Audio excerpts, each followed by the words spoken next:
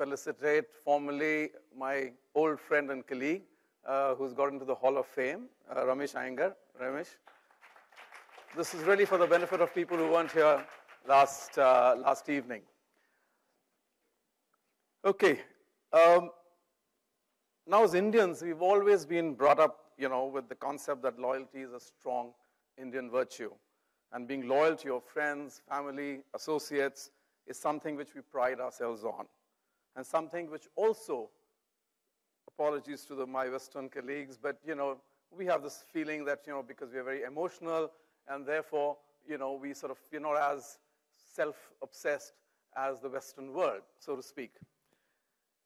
But even when it comes to brand loyalty, consumers' insight studies have shown that our interactions with brands, and in fact, if you're from my vintage in India, if you remember the famous brand called Robin Fabric Whitener, my grandmother used it, my mother used it, and I think I have a sneaking suspicion that my wife also used it in the beginning. There are brands and brands in India, for example, the Hawkins pressure cooker, or Vim, or Surf, or Bajaj. And these brands are really what I would call generational loyalty brands. They've been passed down from generation to generation. But I think the important point, and the question I want to ask you, is that concept of loyalty really relevant in today's context? The consumers today, are they really bothered about what their parents or grandparents really used? Because there is a change, and the customer has changed. So there is relationship marketing, but there is a change in the way the customers are looking at you as marketeers in terms of what you're able to offer. And it's not just product. It's not just product quality. It's not just product function. So I think the critical aspect to talk about is really the fact that brands have to change. The consumers are not going to change. We've got to change. My daughter decided to get married without informing us. But, we're all there for her. And the fact is that, times change. And it's us who've got to change. And the same corollary is that the manufacturers and the brand marketers have to change as compared to what, and we can't expect consumers to change. They're going to keep evolving. So that's an important aspect to keep in mind. So nothing has changed, and yet what I believe, everything has changed. It's, there is a change in the sense that today there is, in addition to relationship, there's also a need for a sense of community. Communities are becoming increasingly important. Now, it doesn't matter with what age it is. So, for a youngster, community is important because he wants to stand out in his social community. He wants a product which will help him stand out, something which, talks about himself. For the older age groups, 50s like me, community is important because it's comfort in numbers. So, you ask, what's your, which brand do you use? And I said, I use so-and-so brand. And why do you use that? Well, everyone I know uses that brand as well. So again, there is a sense of community. But it's very different for different generations. But community becomes important. And I think today, community is, it's easier to form a community because of the World Wide Web and what so many good marketeers are doing in terms of getting people together and starting a dialogue. So therefore, what I believe that, yes, it's relationship marketing, but it's technology-empowered relationship marketing. What's also happened is that, it's not anymore a one-way street. Today, consumers are very aware. They're aware of brands. They're aware of the choices. And they expect and demand better service. So it's not a one-way street. It is a two-way relationship. We've progressed from mobile information age as well. And like someone mentioned, that we're very quickly passing on in terms of the technology that we're adopting to talk to each other. And therefore, what I believe is that today we are, as we call, it's more life at the speed of light. It's more, how fast can I communicate?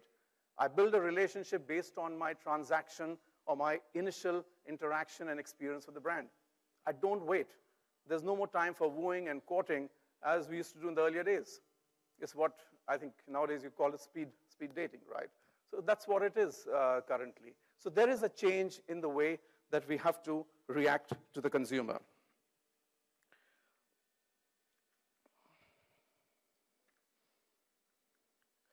But net is only part of a new reality. And I believe that what we should focus more is on the consumer and how has the consumer changed. And I would like to mention that this is really the age of the never satisfied consumer. It's someone else's quote, but very apt. Because the consumers are demanding much more today from brands and companies and services as against what they were in the earlier days. So it's a question of really how do you manage and handle customers who are not satisfied. They expect service and they believe that they deserve that good service. According to McKinsey, there are 3 dimensions which define loyalty. So there's functional, which makes, how do I make the brand easy to use? There's process, which makes transactions between buyers and sellers quicker, cheaper, and more pleasant. And relationship benefits, which reward the willingness of consumers to identify themselves and reveal their intentions to purchase. The implication, if your company doesn't satisfy the demand for all these benefits in this value proposition, it will be vulnerable to competitors that do. But I want to add 2 more dimensions to loyalty. First is what I believe community, and we've talked a little about it. How am I being recognized within my social community? How am I getting a sense of identity with other users of the brand? For a telecom service provider, it could be something as simple as just allowing him to beta test a product, which makes him stand out in his amongst his peers and his social community. But finally, there's one dimension that is the most important, I believe, yesterday, today, and possibly in the future, and that's trust. You can't, substitute trust.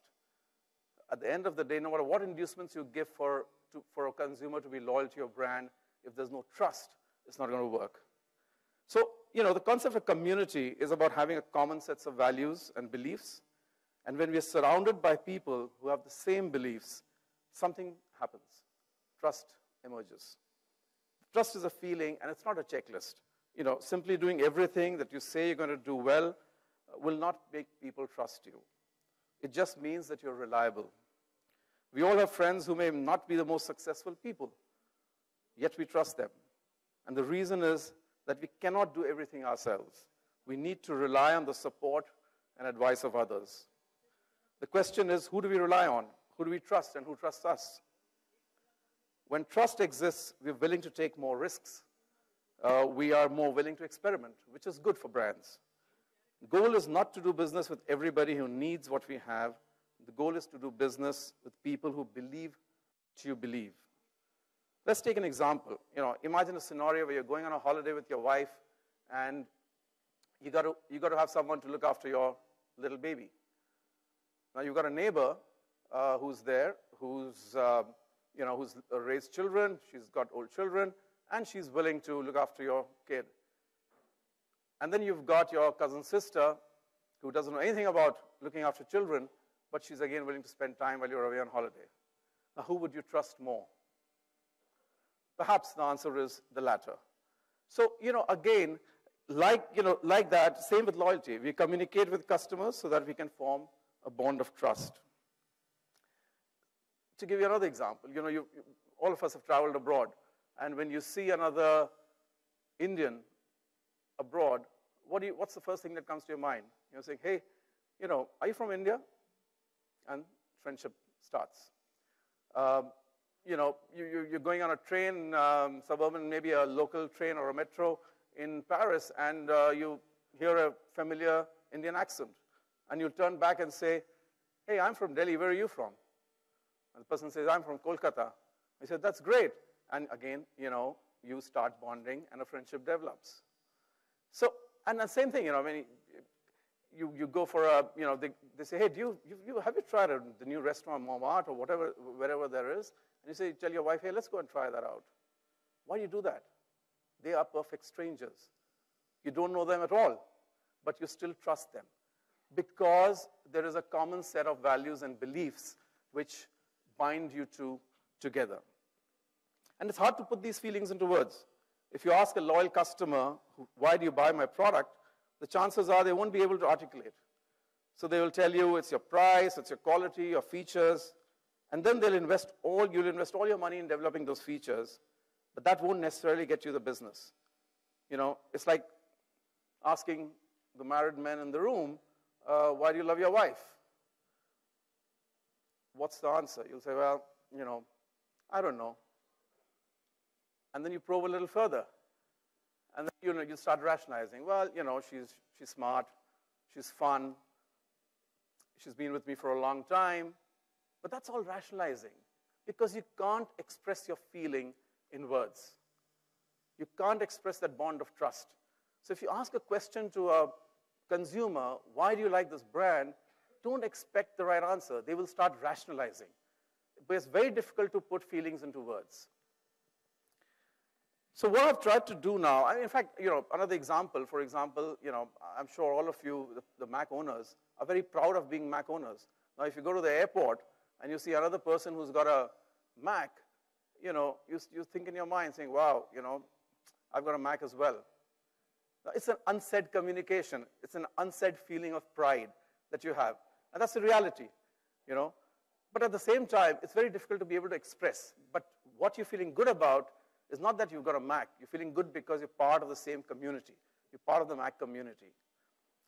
So what I'm going to do now is I'm just going to very quickly run you through what I believe are some aspects to keep in mind while you're looking at customer retention. There is a temptation for most marketers to focus on gaining more and more customers. But when an equal and more customers are going out of the system, it becomes pretty much a zero-sum game. Companies like verticals like insurance or hospitality have realized this. But you look at telecom, one of the largest growing industry verticals in India, sort of getting in millions and millions of new subscribers every day. But are they really focusing on customer retention? It's still very much a numbers game. So again, it depends on the maturity of the market. Sure, in India, we have a huge potential, but I think we keep forgetting the leaking bucket syndrome. And it's important to keep that in mind. If you just look at the maths of a telecom operator, a typical operator in India would have around 50 million subscriber base.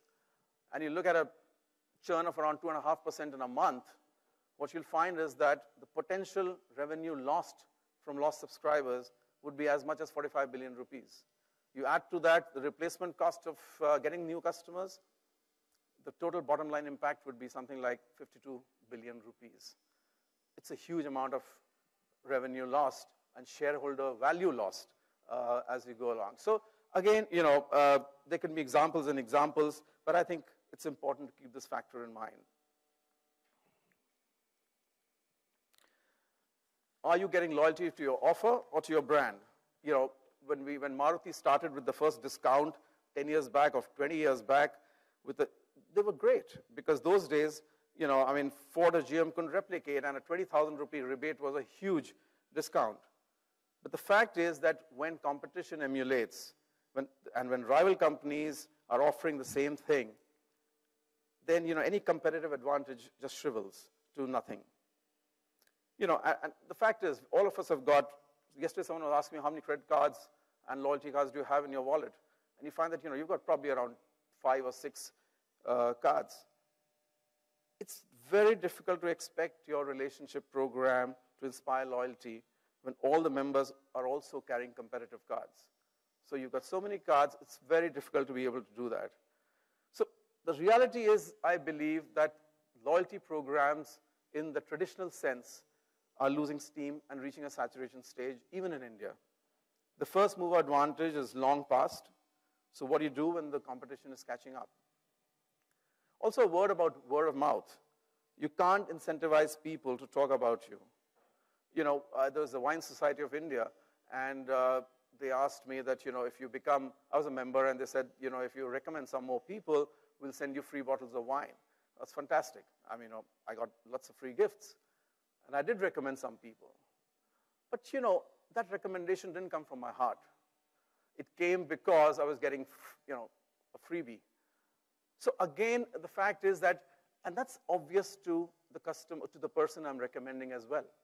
There has to be a genuineness in what I do as compared to doing something for an incentive. If you ask companies, where are your customers? Why are your customers your customers? The answer most likely will be price, quality, service, features. But at the end of the day, there's not a single product that you can't buy from somebody else for about the same price, about the same quality, about the same service. In other words, companies have no clue why their customers are their customers. And if you don't know why your customers are your customers, how would you know what to do to attract more customers? And how do you act to keep customers you already have loyal to you? So as it turns out, there are two ways to influence human behavior. You can either manipulate people or you can inspire them. Those are your two options. Examples of manipulation could be anything. It could be a price drop. You lower your price and people buy from you. Promotions, 2 for 1. Or if you're in the B2B business, we call it value-added services. The concept is the same. It's about getting stuff for free to reduce someone's risk so they choose you over competition. Inherently, that's manipulation. Fear is a wonderful manipulator as well. Anyone who's got children will know how well you can manipulate with fear. Innovation is an interesting manipulator as well. A lot of companies like to use. So everyone likes to say how innovative they are, and you should choose us because of your innovation. In reality, real innovation is something that changes the way we live our lives. It's the fax machine or the iTunes, a light bulb, or microwave oven. That's real innovation. Adding a camera to your cell phone is a wonderful feature. It's not an innovation. It's the difference between steps and leaps. And what we call leaps are more often than not steps. The reason people are drawn towards it is mainly because of novelty. If you look in the 70s, in India at least, if anyone can tell me how many toothpaste brands there were, I don't think there were more than around 5 toothpaste brands, or toothbrushes for that matter. Today, you've got hundreds of toothbrushes and toothpastes. But has that changed the behavior? Has that improved the brushing habit of people in the past 40 years? No. Because these are just manipulations. You start with one, and what have people done? When the margins become tight, when competition is there, what do?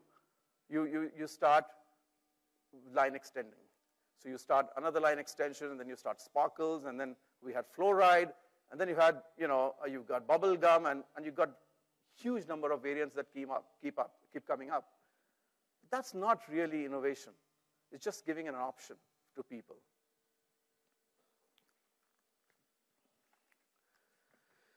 Okay, but there is an alternative. The alternative is called inspiration. And there are few companies who rely more on inspiration than on manipulation. Take Apple Computers or take Harley-Davidson. There are people who have a Harley-Davidson tattoo on their arm and proudly wear a Harley-branded T-shirt. We do that in India as well. Why do they do it? It's a corporate logo. Does anyone wear a Ponds or a Unilever logo on their arm? They don't. But you'll still be proud of wearing a Harley-Davidson tattoo. That's because it's no more a corporate logo. It started talking something about yourself. It stands for what you are. And if you can relate to that, great, you'll become friends. If you don't, you'll move aside for the Harley guys to move on. But that's what it is, and that's the power of brands, and that's how you create retention, not through manipulation. The customers of today have a mind of their own. They know what they have choices, and they know they can exercise those choices. So it's love me or leave me. Now, when CRM programs, we focus more on what is convenient and expedient from a company to offer, rather than what is relevant for the customer, that program is dead before it's launched.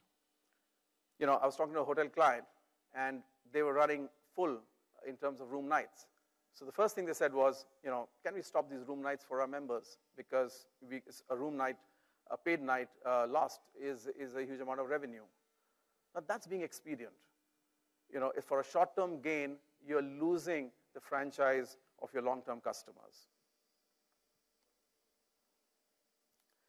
Now, according to a very inspiring speech by a gentleman called Simon Sinek, he's a well-known author and who wrote the book Start With Why. He feels that there are three simple facts about loyalty: why, how, and what. The answer to these separates those with a capacity to inspire from everybody else. And he defines the terms. Every single organization on the planet knows what they do, the products you sell, the services you offer. Some know how they do it, whether you call it your differentiating value proposition or your proprietary USP. These are things that make you feel that you're different from others. But very few organizations can clearly articulate why they do what they do. And why does not mean making money. That's a byproduct. But what's your purpose? What's your cause? What's your belief? Most companies will tell you what they do, how they're different, and let you figure out what they do. But companies who inspire, think, act, and communicate from the inside out are the genuine companies. So he takes an example, and I'm just going to quote this example. If Apple were like everyone else, their communication would sound something like this. We make great computers, they're beautifully designed, simple to use. Want to buy one? And you'll say, yeah, maybe. Here's what they actually do. They start with the why. Everything we do, we believe in challenging the status quo. We believe in thinking differently.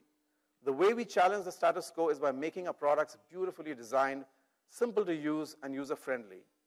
Want to buy one? So there is a difference. It's totally different. No trickery, no manipulation, no offers. All he did was reverse the order of the information. And it starts to show that it's not what you do that matters, but why you do it. Every one of our competitors, has a similar advantage and is equally qualified to make every product that Apple makes. Dell makes perfectly good products, and a few years ago, they introduced MP3 players and PDAs. And you know what? Nobody bought them, because we couldn't imagine buying an MP3 player from a computer company. The difference is that Dell has defined themselves by what they do. We make computers. Apple has defined themselves by why they exist, to challenge the status quo. And for this to work, all the three have to be in balance. Okay, if you've seen one, you've seen them all. Today, we're living in a world where everything is same. There's nothing new and exciting. You stay at a hotel, you earn miles. You rent a car, you earn miles. You buy a house, buy an insurance, you earn miles. You go to the mall now, Shoppers Stop, or wherever else, you earn miles. And who knows, in future, you visit a dentist and you'll earn miles as well. So what's the difference? There is no differentiating advantage that we have today to retain our customers. Loyalty is like love. You can't choose it. You can't decide, I'm going to make you loyal to me. I'm going to make you love me. It's not how it works.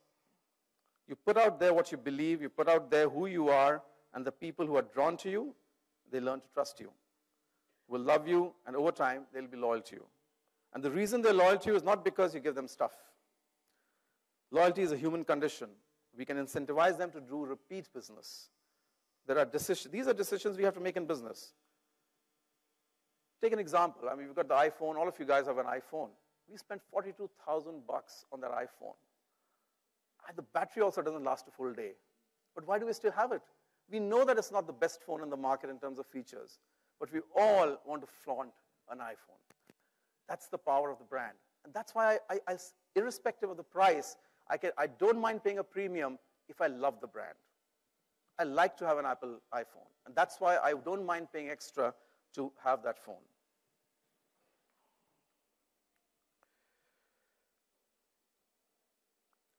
All of us at some point in time, and I think the previous speaker mentioned about this, has been flooded with calls from credit card companies, real estate, mobile companies.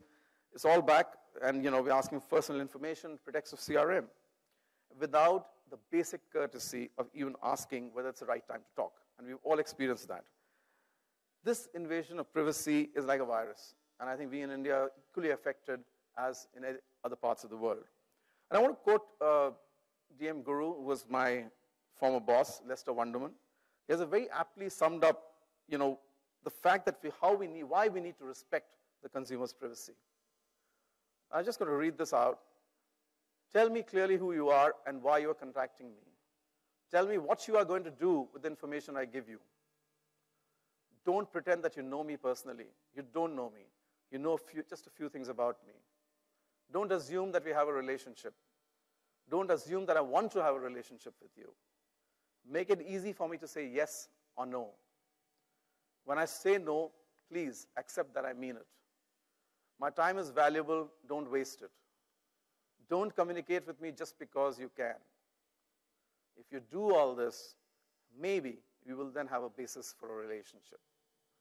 And that's really the problem, because it's the lack of courtesy. And the problem is, a lot of companies believe this is CRM, talking to people or making prospecting calls. It's not. It's an invasion of a customer's privacy.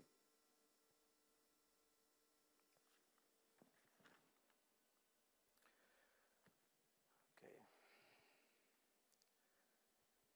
Now, this is something which I'm not going to spend too much time because I think we're all familiar with it. I just want to emphasize the fact that it's extremely important to treat customers, to treat differently, to segment the customer base. It's important. It's not just the revenue that you're getting from a customer.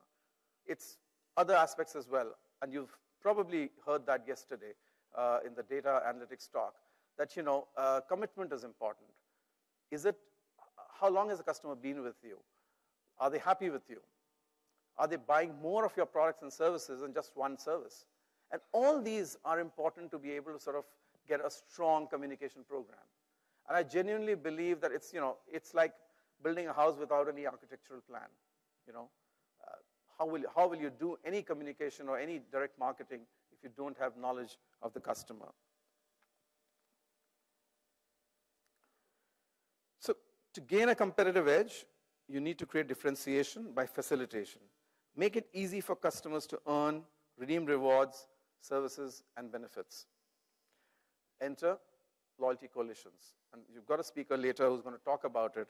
I just want to mention that coalitions help to mitigate costs while expanding rewards in an accelerated environment. And according to The Economist, 50% of points earned on credit cards go unredeemed. So in response, we are witnessing the emergence of companies who will combine or bundle the points earned from different loyalty programs, which can be traded for larger rewards. And you've got Payback in India, which is doing the same, and soon you're going to be hearing many more companies launching in this area. To my mind, this is an extremely important factor in India, particularly because for us, distribution is extremely important given the length and breadth of the country. And our reliance on the channel or our channel partners is extremely, extremely important. And we've got to ensure that we focus a lot on training them, not only training them, but also creating that passion and building that passion to actually be able to passionately sell that product. So that becomes important in a market like India. It's like in a job. If someone asks you, do you like your job? You say, yeah, I like it. I get paid well. The people are nice. Do you love it? And then you'll start hesitating and say, well, I wouldn't go that far.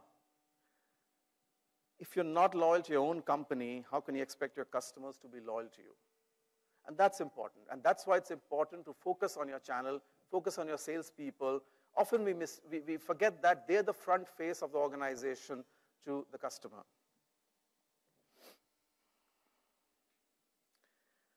Now, it's not just enough to be a well-regarded brand to be loyal.